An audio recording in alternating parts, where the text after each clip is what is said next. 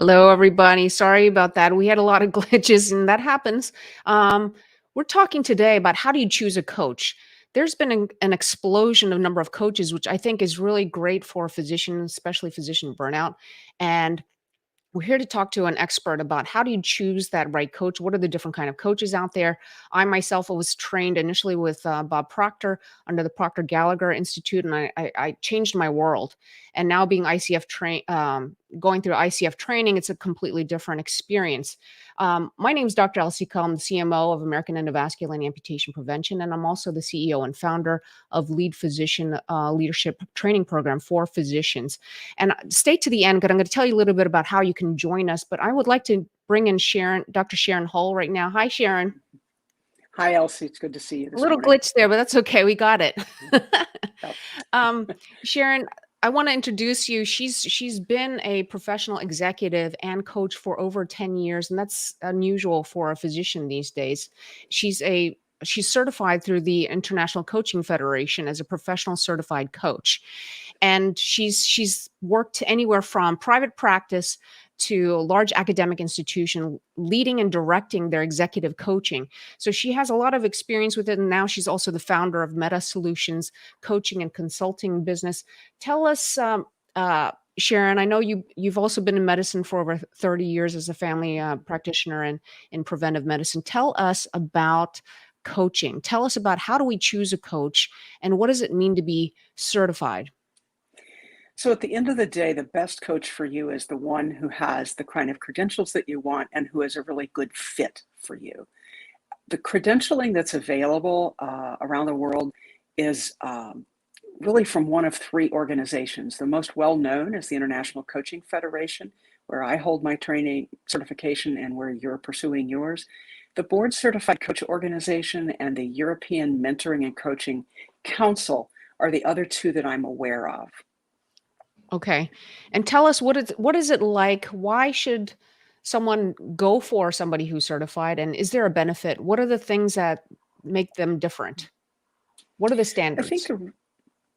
the real difference is that if you go through a training program as a coach with clear competencies that you're held to in the training and you get the credential, the people who coach with you can know that you have been trained in a model for coaching that is ethical, that is grounded in the science of coaching, the neuroscience of coaching, and that we understand the difference between coaching and other kinds of work like mentoring or psychotherapy. Coaching is not those things. And so a professionally trained coach will understand that.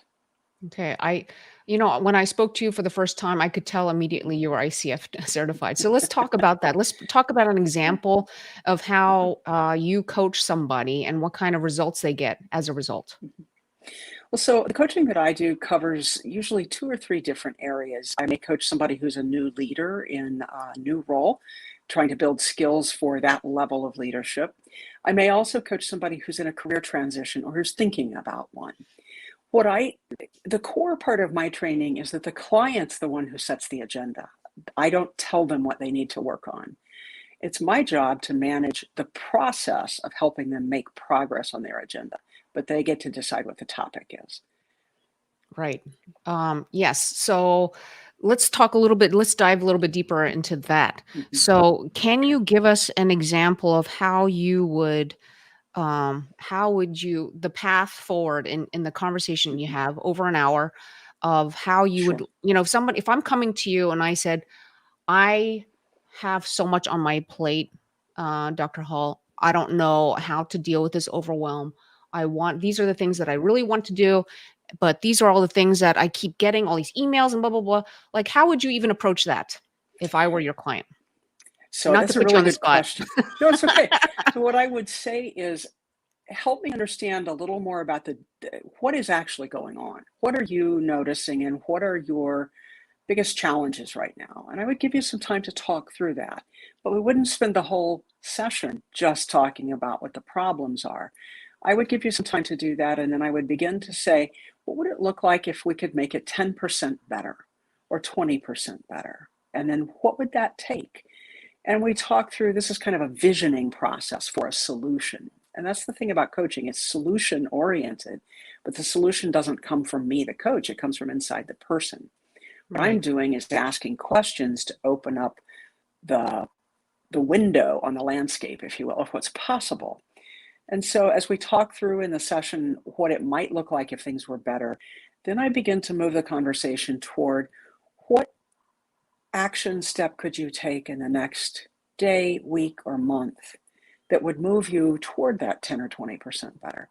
And we start looking for micro steps, if you will, because nobody can walk 1,000 miles in a day, but we can all walk whatever distance we can cover. And so I try to meet people where they are and help them get to a forward movement by the end of a session. I don't know if that's what you're looking for. No, that's exactly what I'm looking for because the point is you are partnering with that person. That Mhm. person's in the driver's seat. I think the whole concept of Yes. ICF is phenomenal because you're allowing that person to come up with the solutions. That person knows very best, especially the high achiever, the executive coach that you are. They know deep down what it is. They just need to uncover some of the blind spots, some of the barriers in their mind, Mhm. right? Would you agree? Yes. I do agree. And I think what I find with a lot of physicians right now is this real sense of overwhelm. And the first part of the process is often just letting them unpack everything that's going on. And that takes some time. A skilled coach doesn't let you dwell there, but the skilled coach knows to let you talk it through. And a lot of times people will tell me, the biggest thing I got out of today was just to be able to say it out loud. And so Exactly. that witness function is one of the things that we do as coaches as well. I love that. And how does this differ from mentorship? So that's a And very good how often do question. you bring that into the equation when you're coaching somebody? So because I am not, well, let me say this. I try not to do mentoring, although I have a few coaching clients who've known me for a long time who probably saw me as a mentor first, but that's kind of a dual relationship.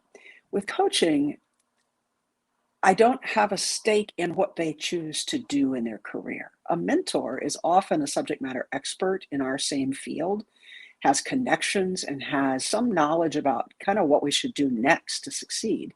And they're happy to tell us what we should do next. So mentors tend to give advice. They may have a stake in the decision that you make, and they may or may not have the skills of coaching, which we can talk about in a minute, the things I think coaches bring to the table. Some mentors have them innately, but a lot of them don't. Mhm. So that's the When you're basic difference. I you know, so like I said, I did the Bob Proctor coaching program first, and then I'm doing ICF. I think there's benefits to both. I mean, it's Yes. changed my life Hmm. having had the first coaching, but this Hmm. whole other area of ICF, and I'm going through HCI Healthcare Institute, which I highly recommend. Yes. And I think being able to tell people who are high achievers, especially physicians, helping them come up with the solutions, and they might feel very uncomfortable about it. They might say to you, and maybe you experienced this, Sharon, is that they might say, "Well, I that's the reason why I came to you. Why are you asking me the same question that I asked you?" Hmm. Right? So, with a physician, I can use this analogy.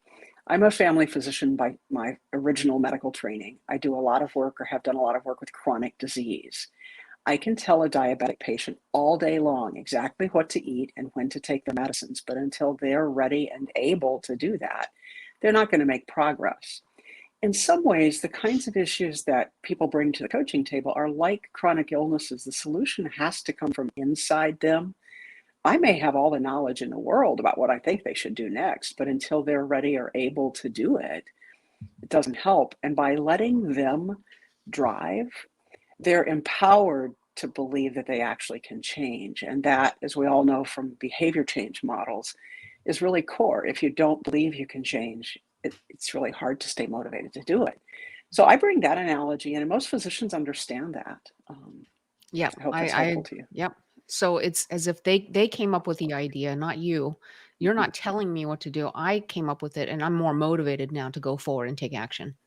And I can see the way. If I came up, it's like if I clear the path in the forest, I kind of can make my way forward.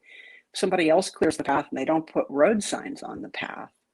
I may not know where I'm headed. So it's another Great. analogy that I use I sometimes. I love that. Thank you so much.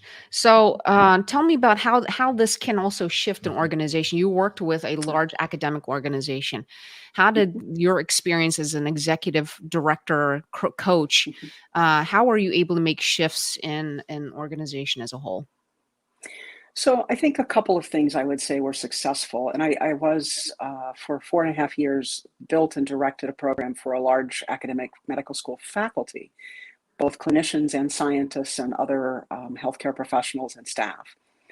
And I think the biggest thing we achieved in that organization was to move coaching from something you got if you were in trouble to something that was actually an investment of your time and the institution's time and money to let you grow. And so we moved it out of the punitive column and kind of into the perk column, if you will, which gave people a sense that they actually could grow within the organization. And if you look at the data about the Great Resignation, one of the top reasons people are leaving is because they don't feel a path for growth is available to them. So I think that's one of the things coaching can do in this era. Right. So how do you gain buy-in from organizational leaders when sometimes it's elusive, it's soft skills, and it's not Mhm. tangible return on investment. How do you show that, Sharon? So a couple of things I will do, and it's case by case, but there's also some larger painting of the picture that you can do.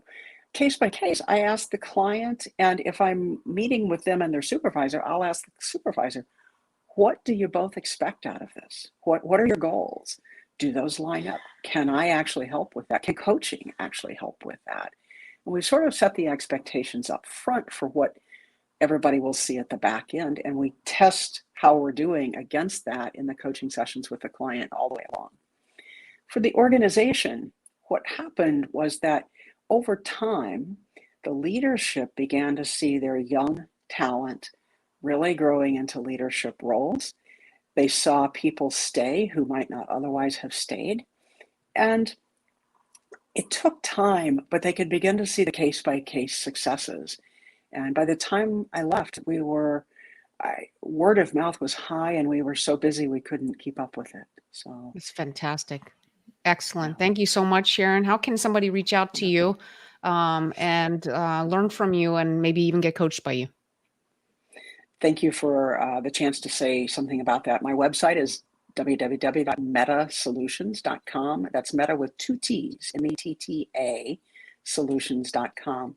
There you'll find some links to our services.